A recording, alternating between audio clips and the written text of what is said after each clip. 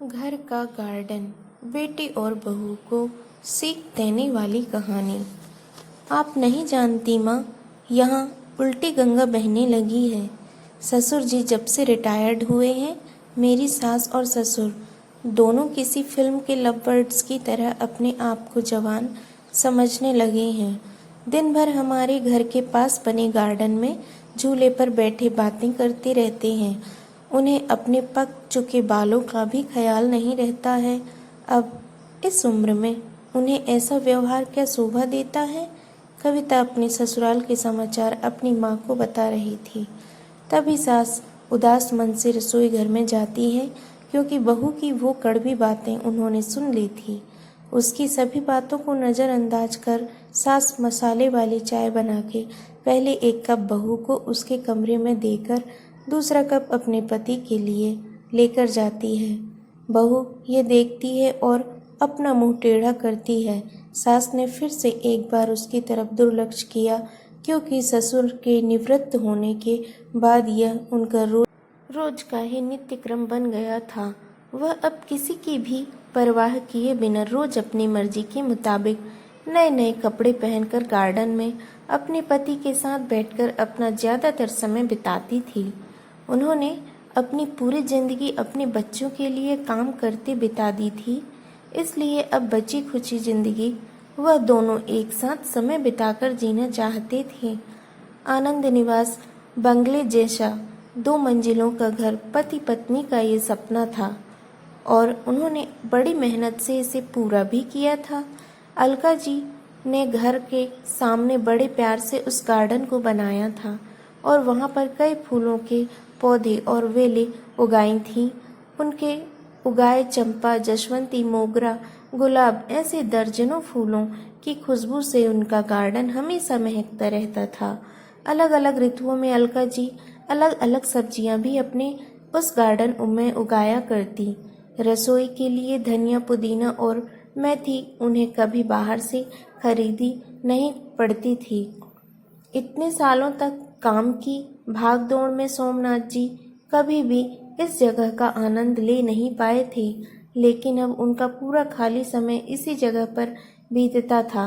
दरअसल एक और छोटा सा घर वहां बना सके, इसलिए उन्होंने वह जगह खरीदी थी, लेकिन अब वह संभव नहीं था। अलका जी को अपने बनाए उस गार्डन में एक झूला चाहिए था, जो उन्होंने ला कर दिया था, और अब वही झूला उनको एक दूसरे के साथ ज़्यादा से ज़्यादा सुखमय समय बिताने का जरिया बन गया था।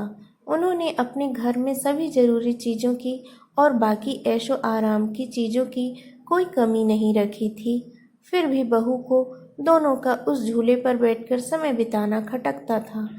पहले दिन भर उसके साथ रहने वाली सास अब ज़्यादा समय अपने पति को देने लगी थी।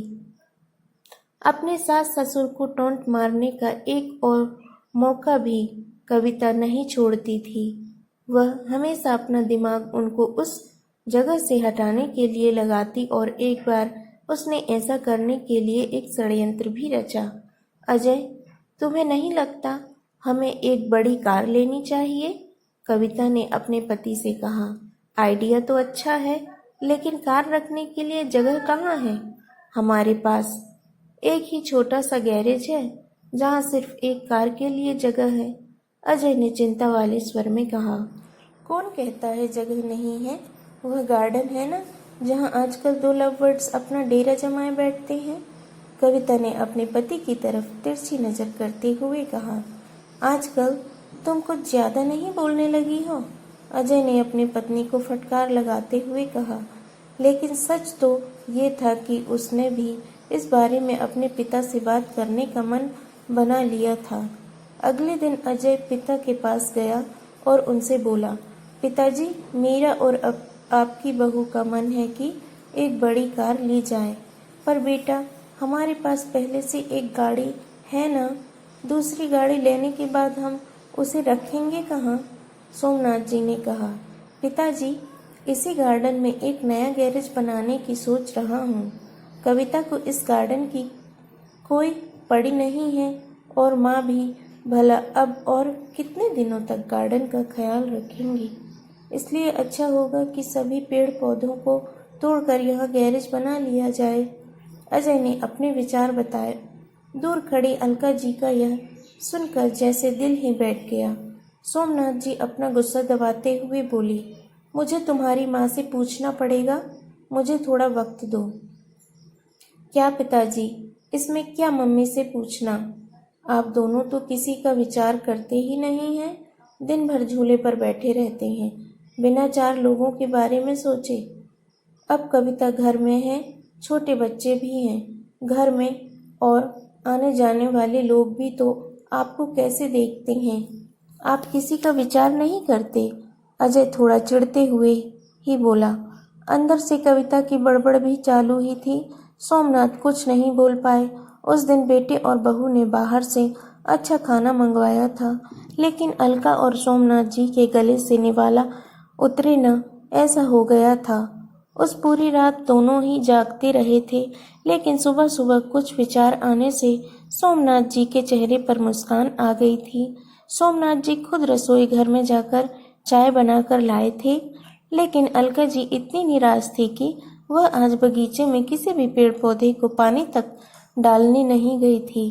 पूरा दिन तो बड़ा ही नॉर्मल तरीके से गुजरा था, लेकिन शाम को अजय की आंखें फटी की फटी रह गई थीं जब उसने घर के आगे घर भाड़े से देना है का बोर्ड पढ़ा था।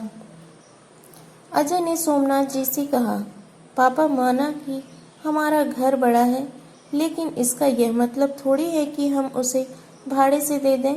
बेटा, अगले महीने मेरे साथ काम करने वाले शर्मा जी रिटायर हो रहे हैं और वही अब इस घर में भाड़े से रहेंगे।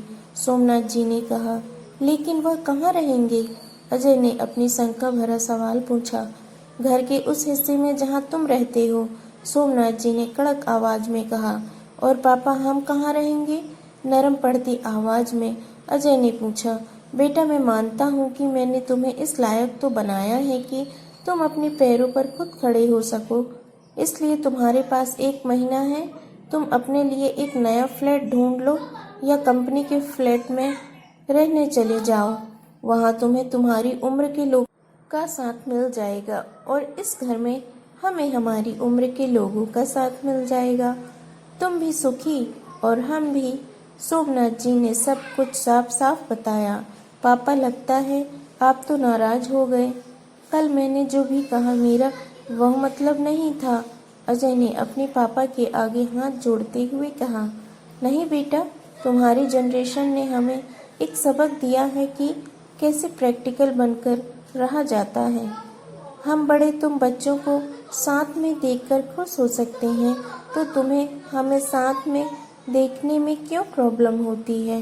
यह घर, यह गार्डन में बड़े हुए यह पेड़ पौधे इस बात के गवाह हैं कि कैसे तुम्हारी माँ ने मेरे लिए और खासकर तुम्हारे लिए जी जान से सेवा की है, अपना समय, अपनी जवानी खर्च कर दी है।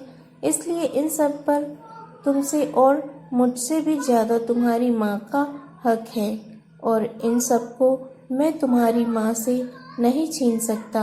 सोमनाथ जी ने अपनी पत्नी की तरफ देखकर कहा। दोस्तों, जानी अनजानी में हम हमेशा यह गलती कर बैठते हैं। हम सोचते हैं कि हमारे बड़े बूढ़े हमारे हिसाब से जीवन पर अपने विचार थोपने लगते हैं, लेकिन हम यह भूल जाते हैं कि उन्होंने हमारे लिए कितना त्याग किया है, और जब उन्हें उनके हिसाब की जिंदगी जीने का मौका मिलता है, तब उनका साथ देने के बजाय हम उनके विरोधी बन जाते हैं। दोस्तों, अगर ये कहानी आपको पसंद आई हो तो प्लीज़ इस वीडियो को लाइक कीजिए, शेयर कीजिए और सब्सक्राइब कीजिए इस चैनल को। Thank you for watching this video.